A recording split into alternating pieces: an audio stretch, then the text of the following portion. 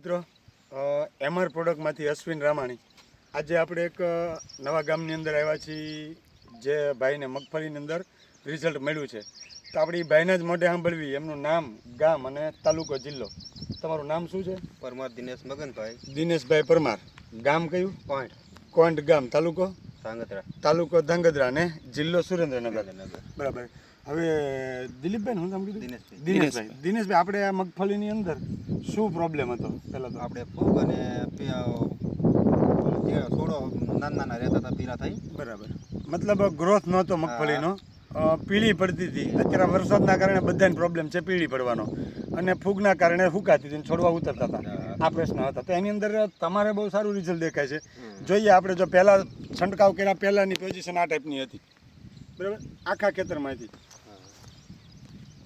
આ ફૂગ લાગી ગઈ હતી, વરસાદના લીધે પીળી પડતી હતી, આ બધા જ, અને ગ્રોથ નહોતો થતો, આ બધા પ્રોબ્લેમ હતા. તો એની અંદર દિનેશભાઈ, તમે જે કર્યું છે એ શું કર્યું છે કે આ બાજુના ભાગમાં આપણે જોઈ શકો કે જ્યાં પ્રોડક્ટ વાપરી છે, બરાબર, તો એની અંદર આવું સરસ રિઝલ્ટ મળ્યું છે. તમે શું પ્રોડક્ટ વાપરી છે એની અંદર એ જરાક અમારા ખેડૂત મિત્ર, દર્શક મિત્રોને બતાવો. બોટલ બતાવો.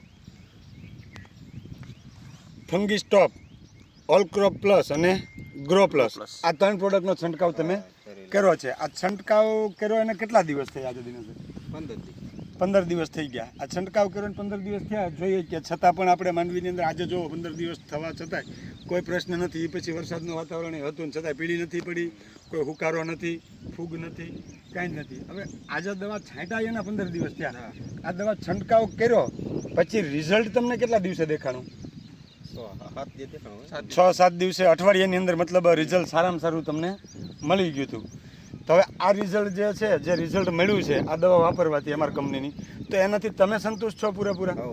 હવે ખેડૂતોને કાંઈક આદેશ આપવો હોય આપણે આ પ્રોડક્ટ વિશે, દવાની માહિતી વિશે, તો તમે શું તમારા હવે અનુભવથી કહી શકો? સારું છે આમાં. બરાબર. તમને 100% સંતોષકારક છે કે આ રિઝલ્ટ મળ્યું એની સામે? અને જો કે આ તો આપણે સામે જોયું કે ઓલી બાજુ જે વાપરી નથી દવા, ત્યાં જે પ્રોબ્લેમ છે એ, અને જે વાપરેલી છે ત્યાં આપણે રિઝલ્ટ સામે દેખાયું છે કે ભાઈ આગળનો પ્રશ્ન હતો એની અંદરથી આવી મગફળી થઈ ગઈ છે.